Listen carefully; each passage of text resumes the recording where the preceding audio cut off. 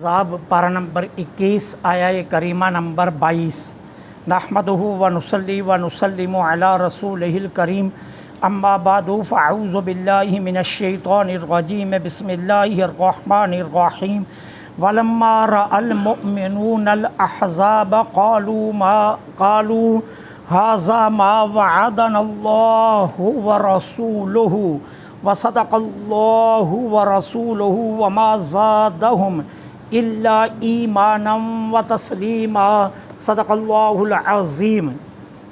वलम्मा और जब रअल मुअमिनूना देखा मोमिनून ने अल अहज़ाबा लश्करों को क़ालू तो कहने लगे फरते जोश से हाज़ा मा वअदनल्लाह ये है वो लश्कर कि जिसका वादा किया था अल्लाह और उसके रसूल ने हमसे व सदक़ल्लाहु व रसूलुहु और सच फरमाया अल्लाह और उसके रसूल ने वमा ज़ादहुम इल्ला ईमानम व तस्लीमा और ये लश्कर जर्रार ईमान वालों के ईमान और जज्बा तस्लीम में मज़ीद इजाफ़ा कर गया।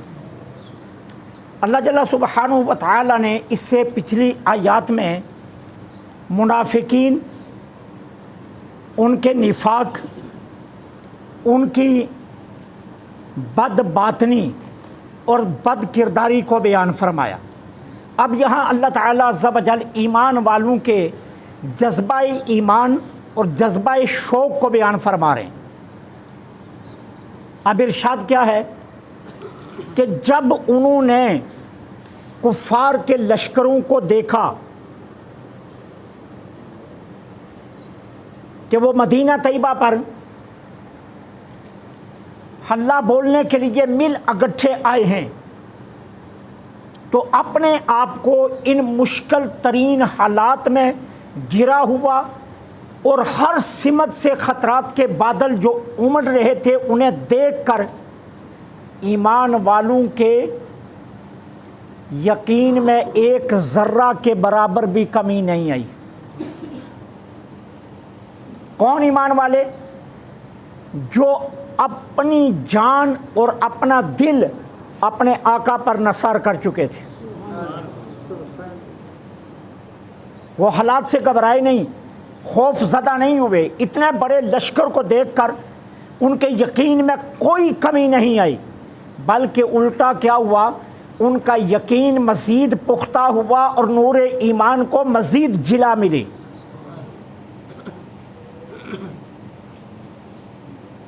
ये ईमान वालों की शान है।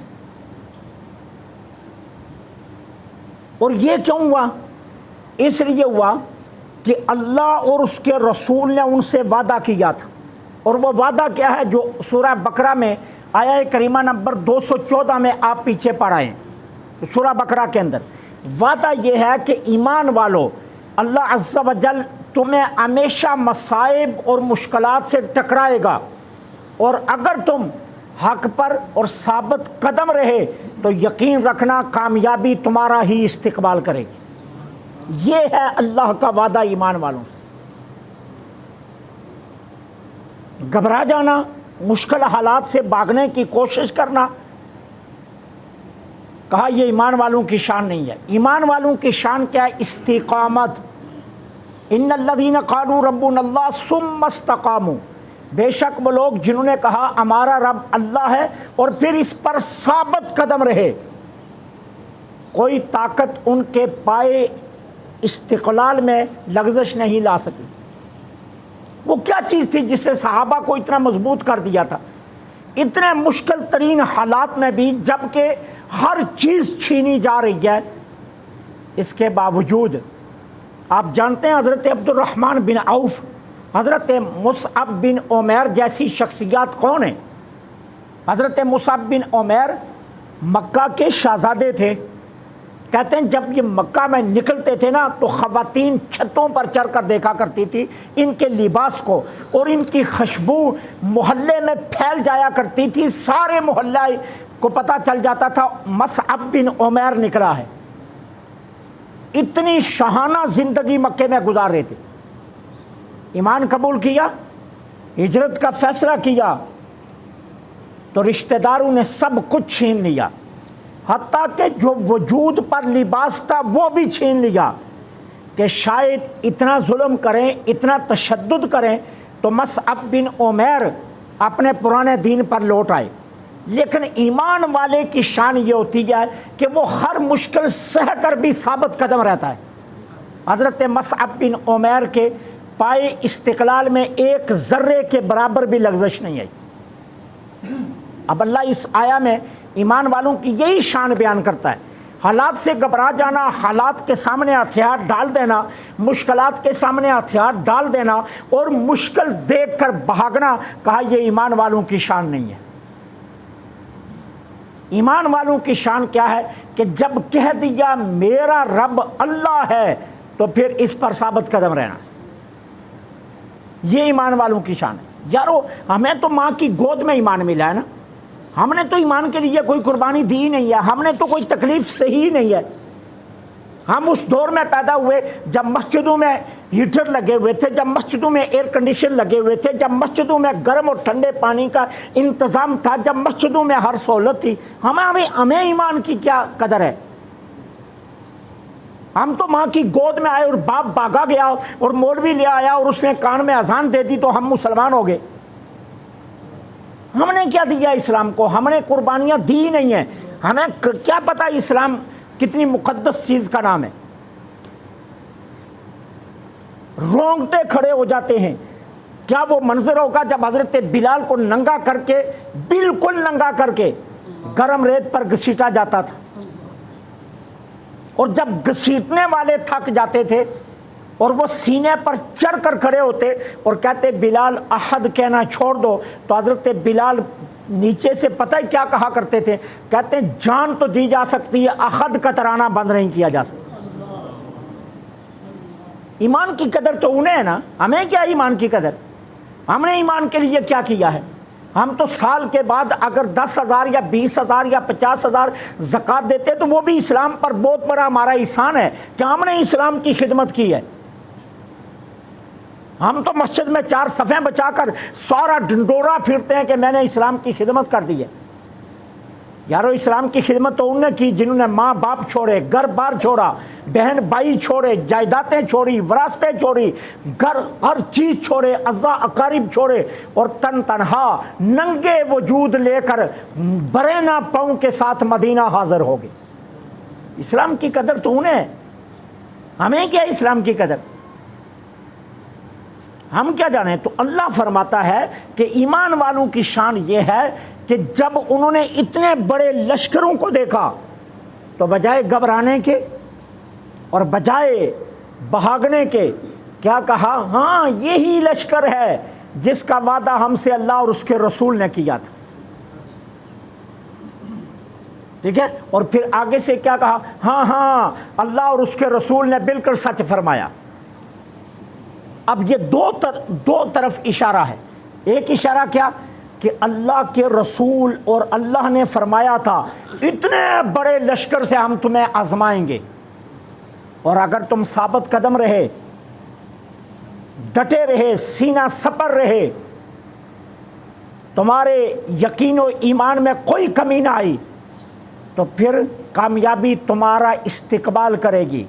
اب کیا ہے کامیابی کا دوسرا تصور؟ کیا ہے کہ جب رسول اللہ صلی اللہ علیہ وسلم نے خندق کھودتے ہوئے صحابہ کے سامنے چٹان آ گئی تھی اور آقا کریم تشریف لائے اور سرکار نے 3 ضربیں ماری، ایک ضرب سے ایک حصہ گیا، دوسری ضرب سے دوسرا حصہ گیا، تیسری ضرب سے پارا پارا ہو گئی، لیکن اس کے بعد میرے آقا نے ہر ضرب پر ایک خوشخبری بھی سنائی تھی۔ پہلی ضرب پر کہا لو اللہ نے شام تمہیں دے دیا، دوسری ضرب پر فرمایا لو اللہ نے ایران تمہیں دے دیا، اور تیسری ضرب پر فرمایا لو اللہ نے یمن تمہیں دے دیا۔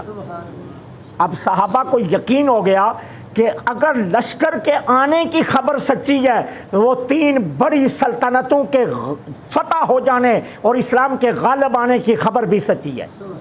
تو کہا صدق اللہ و رسولہ، اللہ اور اس کے رسول نے بالکل سچ فرمایا۔ کہ جو حضور نے خندق کھودتے ہوئے بشارتیں دی تھی، ہمیں یقین ہو گیا ہے اگر یہ لشکر کے آنے کی خبر سچی ہے تو وہ 3 بڑی سلطنتوں کے زیر نگی ہونے کی خبر بھی سچی ہے۔ تو ایمان والے تو یہ ہوتے ہیں، ان کے ایمان اور یقین میں کمی نہیں آتی۔ اور اللہ فرماتا ہے وما زادہم الا ایمانا و تسلیما، لشکر کو دیکھ کر ان کے دل ڈولے نہیں ہیں، وہ گھبرائے نہیں۔ اتنے بڑے لشکر کو دیکھ کر کیا ہوا، ان کے جذبہ ایمان اور جذبہ تسلیم میں مزید اضافہ ہو گیا۔ کیوں؟ آقا نے دیکھا جب اتنے بڑے لشکر کے سامنے یہ سینہ سپر ہیں تو حضور نے خوش ہو کر کیا کہا ہوگا، ہاں تسلیم اور رضا کا جو سبق میں نے انہیں پڑھایا تھا آج یہ اس سبق پر ثابت قدم آئے۔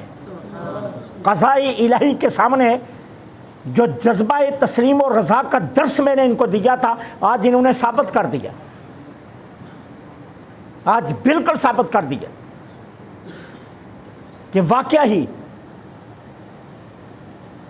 کہ جو سبق میں نے ان کو دیا تھا وہ انہوں نے یاد رکھا ہے۔ اتنے بڑے لشکر کو دیکھ کر تو بھاگنا چاہیے نا، لیکن بھاگے نہیں ہیں۔ یہ ایمان والوں کی نشانی، ایمان والے بھاگتے نہیں ہیں۔ کس کے پاس کتنی طاقت ہے یارو، جس کے پاس جتنی مرضی طاقت ہو، ٹھیک ہے نا، لیکن ایمان والے کی طاقت پھر بھی بھاری ہے، پھر بھی بھاری ہے۔ یہ یاد رکھنا، دنیا میں اگر آپ مذاہب باطلہ کا مطالعہ کریں، ہر مذہب اپنے مذہبی پیشواؤں کی کتنی عزت کرتا ہے۔ کوئی ہندو اپنے راہبر کو پنڈت نہیں کہتا، پنڈت جی کہتا ہے، کبھی آزما کر دیکھ لیں۔ کوئی سکھ تنہا گرو نہیں کہتا، گرو جی کہتا ہے۔ کوئی بدھ مت اپنے بدھ کو بدھ نہیں کہتا، بدھ جی کہتا ہے۔ ایک مسلمان ہے اپنے مذہبی پیشوا کو کہتے ہیں مولوی، نہ جی نہ مولانا نہ کوئی اور عزت و احترام کے لفظ، لیکن اس کے باوجود آج ساری دنیا پھر بھی علماء سے ڈرتی ہے۔ آج دنیا کفر سر جوڑ کر بیٹھی ہے کہ مسلمانوں کا ناطہ علماء سے توڑا جائے، علماء کی کردار کو اچھالا جاتا ہے سوشل میڈیا پر۔ کیوں؟ وہ جانتے ہیں کہ جتنی دیر تک مسلمانوں کا تعلق اپنے مذہبی پیشواؤں سے مضبوط رہے گا ہم کبھی بھی مسلمانوں کو فتح نہیں کر سکتے۔ کیوں؟ وہ تاریخ کے مستقبل کو نہیں دیکھتے، وہ ماضی کو کھنگالتے ہیں۔ وہ شروع ہوتے ہیں آج سے 1450 سال پہلے، وہ کہتے ہیں صحابہ کا تعلق جتنی دیر تک حضور سے مضبوط رہا کوئی انہیں فتح نہیں کر سکا۔ ہم نے 10,000 کے مقابلے میں 4 لاکھ بھیجا اور 40,000 کے مقابلے میں 8 لاکھ بھی بھیجا، پھر بھی شکست کھائی ہے۔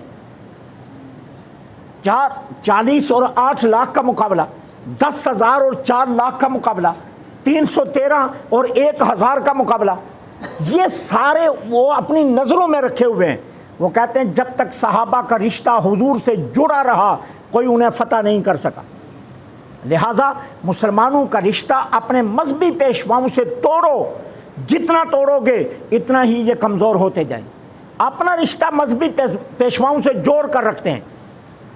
ہندو شادی کرنے لگتا ہے تو یہاں تو کہا جاتا ہے مولوی صاحب بس آپ نے نکاح پڑھانے آنا ہے، وہ تو سب سے پہلے کنڈلیاں ملانے آتے ہیں اپنے مذہبی رہنماؤں کے پاس، پھر کنڈلیاں ملانے کے بعد پھر دن رکھنے کے لیے آتے ہیں، پھر کیا کیا رسم ہے جس میں وہ اپنے پنڈت کو گھر نہیں بلاتے، ایک ایک لمحے پر وہ اس سے رہنمائی لیتے ہیں۔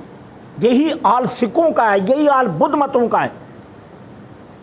وہ اپنا تو مذہبی پیشواؤں سے رشتہ جوڑ کر رکھتے ہیں لیکن ایمان والوں کا رشتہ مذہبی پیشواؤں سے توڑنا چاہتے ہیں۔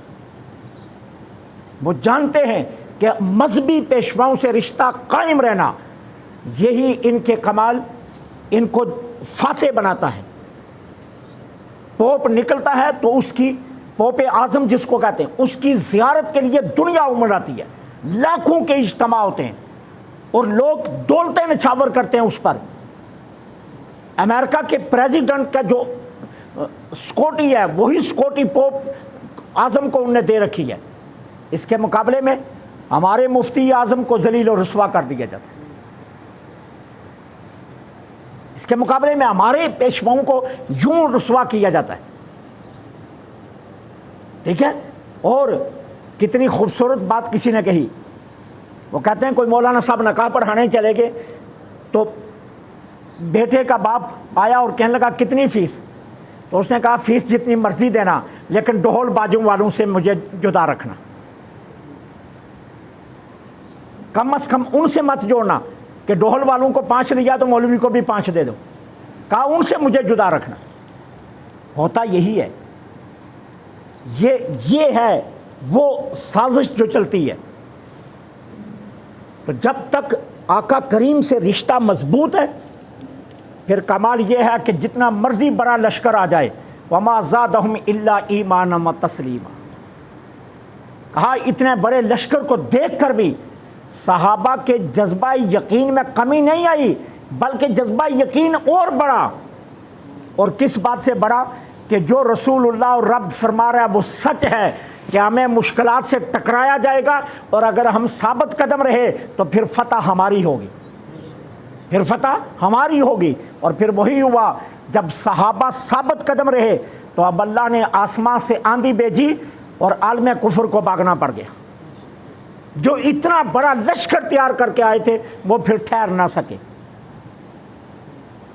تو یہ ہے ایمان والوں کی شان۔ اللہ مجھے آپ کو حق سننے، حق پر